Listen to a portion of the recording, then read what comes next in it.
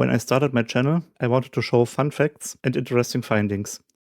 But soon I realized some of the stories I found interesting aren't funny at all. So here are 5 of the darkest stories I've covered so far, and the last one even is my most watched video.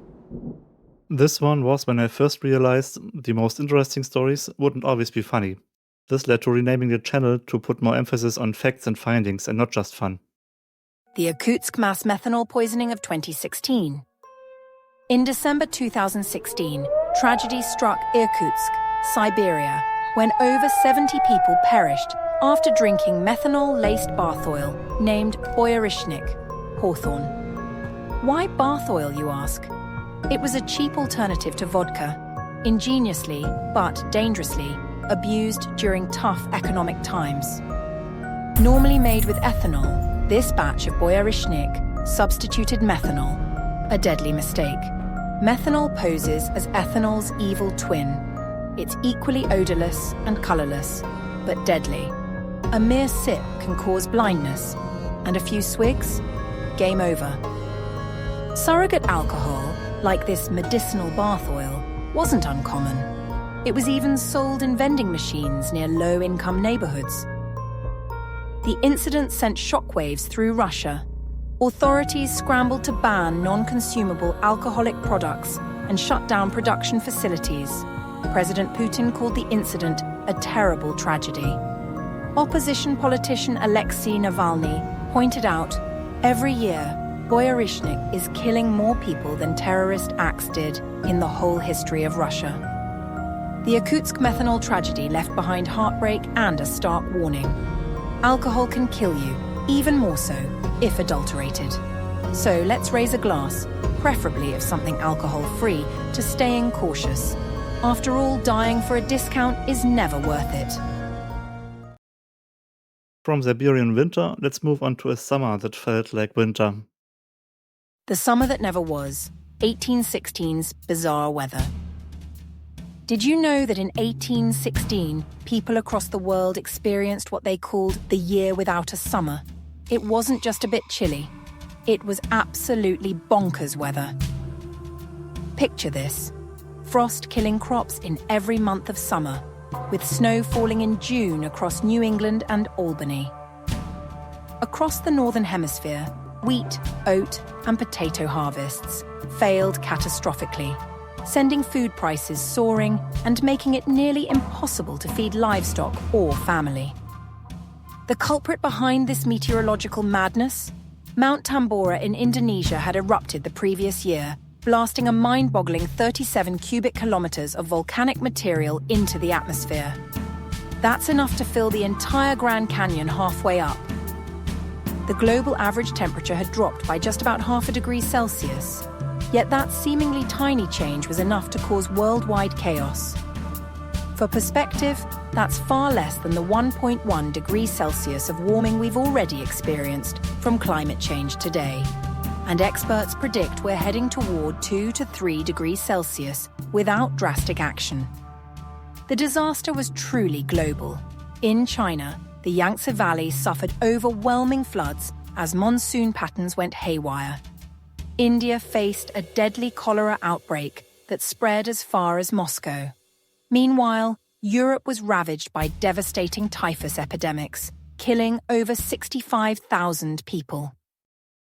On a brighter side, this catastrophe did have some remarkable cultural impacts.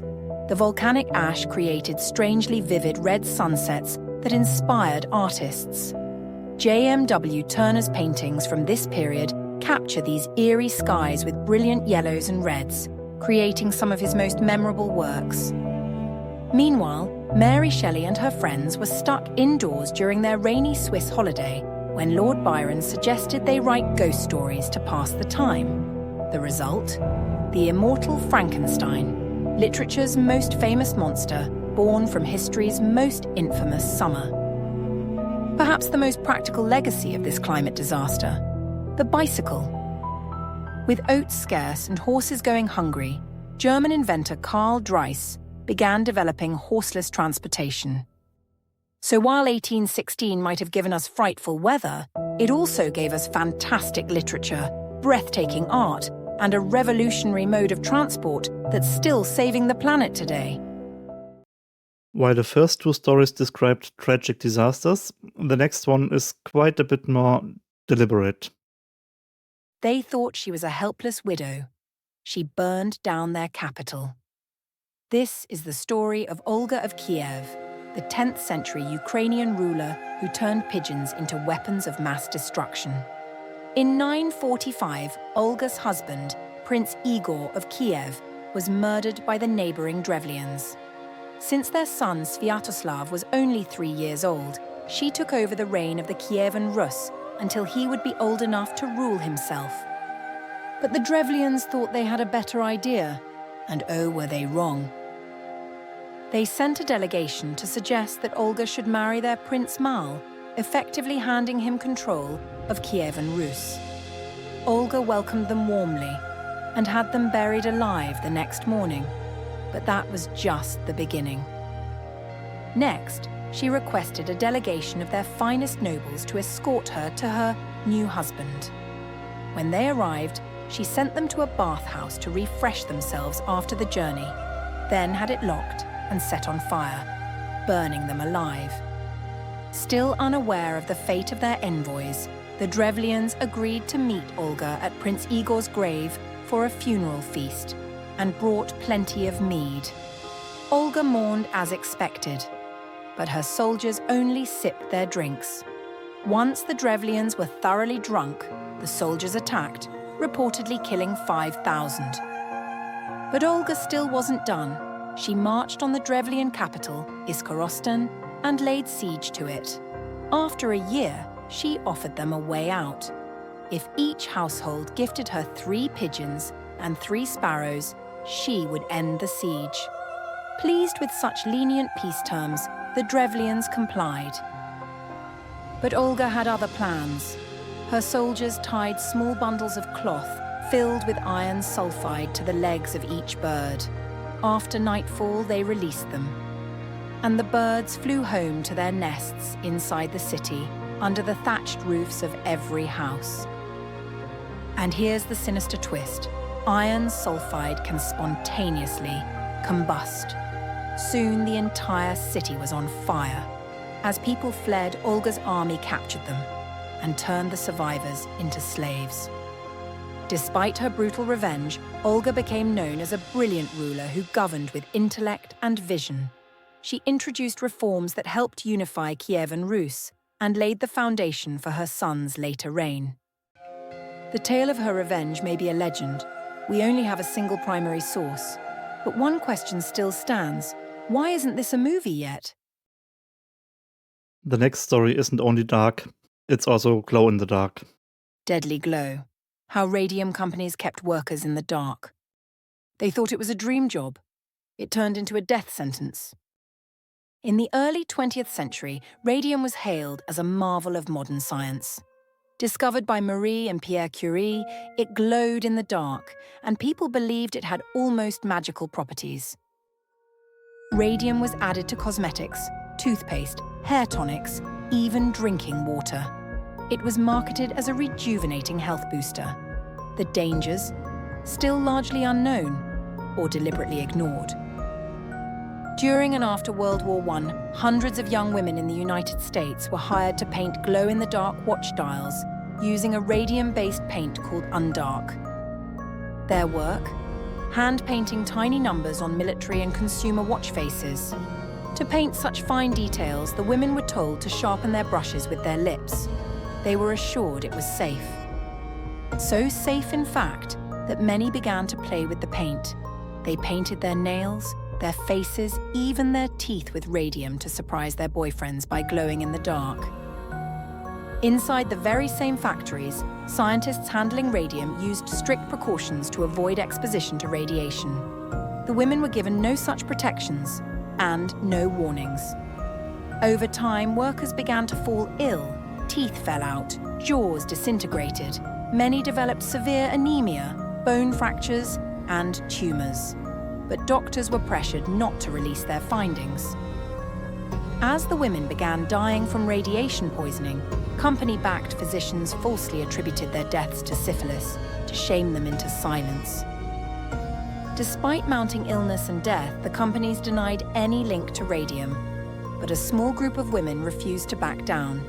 In the late 1920s, they filed a lawsuit against the United States Radium Corporation. All of them were already gravely ill, and they struggled even to find a lawyer willing to take their case. In the end, they won. But none of them lived much longer. Their courage, however, led to lasting change. For the first time, individual workers gained the legal right to sue companies for damage caused by unsafe working conditions. The Radium Girls case helped establish the foundations of modern labor law, radiation safety, and occupational health regulation. The story of the Radium Girls is a tragedy of workers exploited, of profits placed over lives, and of truth nearly buried. But their stand marked a turning point in the protection of workers everywhere. Ever complained about a rainy day? Well, for the last video, watch what happens when rain doesn't stop for years. When rain brought medieval Europe to its knees, imagine waking up to rain. Not just any rain, but rain that wouldn't stop for years. In 1315, that's exactly what happened across Europe, triggering history's most devastating famine. Before this catastrophe, Europe had enjoyed relative prosperity. The 13th century saw population growth, agricultural expansion, and mild weather. People lived longer, ate better, and rarely worried about their next meal. Then came the deluge. From spring 1315, rain fell incessantly. From the British Isles to Poland and from France to Scandinavia, fields turned to mud, making ploughing impossible. Seed rotted in the ground. Hay couldn't dry for winter storage. Grain prices soared. In England, wheat prices rose from 4 to 5 shillings to 20 to 40 shillings per quarter. According to the chronicles, people resorted to eating dogs, cats, and horses, even tree bark and vermin, as hunger drove them to extremes. People were so desperate they consumed their draft animals and seed grain, a necessity that prolonged the crisis further. So when the rain finally stopped in 1317, it was not the end of the crisis yet. It took until 1325 for the food supply to reach relative normality. The death toll was staggering, with mortality between 10 to 25%. Some regions in France never recovered their pre-famine population levels, even to this day. The aftermath transformed medieval society. People lost faith in church leaders who seemed powerless against nature. Crime and violence surged, also visible in a changed style of warfare after the famine. The weakened survivors faced reduced immunity when the Black Death arrived decades later. This catastrophic weather event had revealed just how fragile human civilization truly is. That's 5 dark stories completed. Want me to cover more dark stories from history? Like this video and subscribe for more.